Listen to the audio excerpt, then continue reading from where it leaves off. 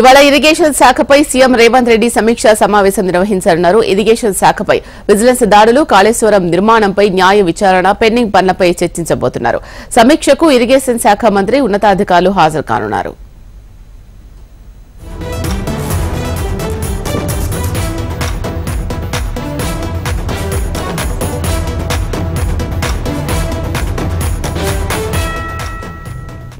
ఇవాళ irrigation శాఖపై CM Revanth Reddy సమీక్షా సమావేశం నిర్వహించబోతున్నారు. ఇరిగేషన్ శాఖపై విజిలెన్స్ దాడులు, కాళేశ్వరం నిర్మాణంపై న్యాయ విచారణ, పెండింగ్ పనులపై చర్చించనున్నారు. సమీక్షకు ఇరిగేషన్ శాఖ మంత్రి, ఉన్నతాధికారులు హాజరు కానున్నారు.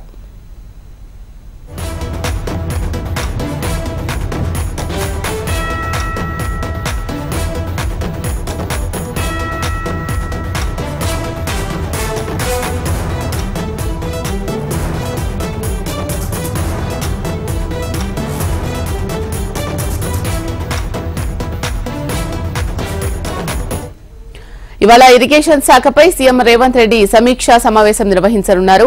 ఇరిగేషన్ శాఖపై విజిలెన్స్ దాడులు, కాళేశ్వరం నిర్మాణంపై న్యాయ విచారణ, పెండింగ్ పనులపై చర్చించబోతున్నారు. ఇదే అంశానికి సంబంధించి మరిన్ని అప్డేట్స్ మా ప్రతినిధి ప్రవీణ్ అందిస్తారు. ప్రవీణ్, చెప్పండి, సీఎం సమీక్ష ఎప్పుడు ప్రారంభం కానుంది?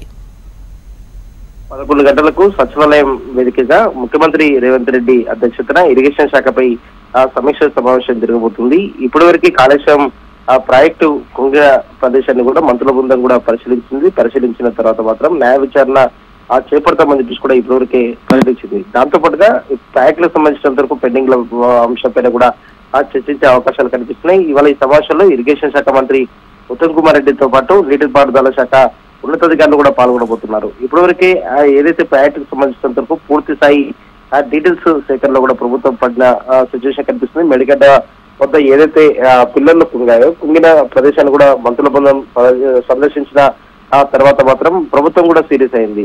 అంటే ప్రాజెక్టు కట్టి కూడా 3 సంవత్సరాల గడప ముందుకే ఏ విధంగా కుంగుతుంది అనే దానిపైన కూడా అధికారులపైన కూడా ఆగ్రహాన్ని కూడా వ్యక్తం చేసిన సిచ్యువేషన్ కనిపిస్తుంది. తాజాగా హైదరాబాద్ లోని జలసౌద, అదేవిధంగా మేడిగడ్డతో పాటు పలు ప్రాంతాల్లో కూడా విజిలెన్స్ అండ్ ఎన్ఫోర్స్మెంట్ డైరెక్టరేట్స్ ఆధ్వర్యంలో కూడా రైడ్స్ కూడా నిర్వహించారు. రైడ్స్ నిర్వహించిన నేపథ్యంలో హైదరాబాద్ లోని ఇరిగేషన్ ఈఎన్సీ మురళీధరరావు, అదేవిధంగా కాళేశ్వరం ఆఫీసు, గజ్వేల్ ఈఎన్సీ కార్యాలయం, అదేవిధంగా రామగుండంతో పాటు ఇతర ప్రాంతాల్లో కూడా విజిలెన్స్ కూడా ఇప్పటివరకే దాడులు కూడా నిర్వహించింది. అక్కడ తనిఖీలు చేసిన సందర్భంలో మాత్రం కీలక పత్రాలు కూడా స్వాధీనం చేసుకున్నట్టు కూడా సమాచారం అందుతుంది. అదేవిధంగా మేడిగడ్డ బ్యారేజ్ లోని కన్నెపల్లి పంప్ హౌస్ లో 2 టీఎంసీలు, అదేవిధంగా 3 టీఎంస్ కు చెందిన పనులు, పంప్ హౌస్ లో ఫైళ్లు, అన్నారం సుందీర బ్యారేజ్ లకు సంబంధించిన పంప్ హౌస్ లకు సంబంధించిన ఫైళ్లను కూడా ఇప్పటివరకే స్వాధీనం కూడా చేసుకున్నట్టు సమాచారం. మొత్తం 7 లింకుల్లో ఒక లింకుకు 4 ప్యాకేజీలుగా చేపట్టిన పనులకు సంబంధించిన కీలక ఫైళ్ల పైన కూడా ఇప్పటివరకు ప్రభుత్వం ఫోకస్ పెట్టింది. ఇదే అంశాన్ని కూడా ముఖ్యమంత్రి అధ్యక్షతన జరగబోయే సమావేశాలు మాత్రం కీలకంగా చర్చించే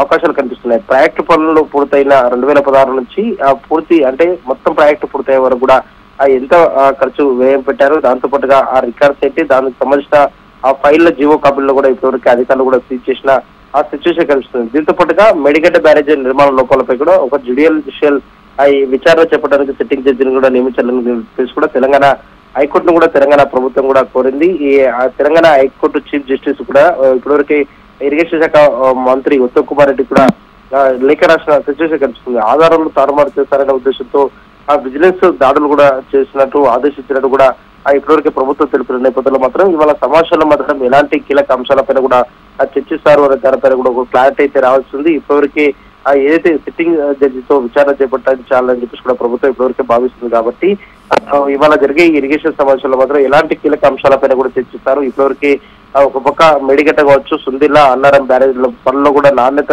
చాలా వరకు కూడా కోల్పోయింది. ఇక్కడ కూడా ప్రాజెక్టులకు సంబంధించిన మొత్తం పనులు కరెక్ట్ గా చేయట్లేదని చెప్పేసి కూడా ప్రభుత్వం చెప్తున్న నేపథ్యంలో మాత్రం ఈ సమావేశం ఏ విధంగా కీలకంగా మారబోతుందన్న దానిపై కూడా ఒక క్లారిటీ అయితే రావాల్సింది. Sheela, thank you Praveen.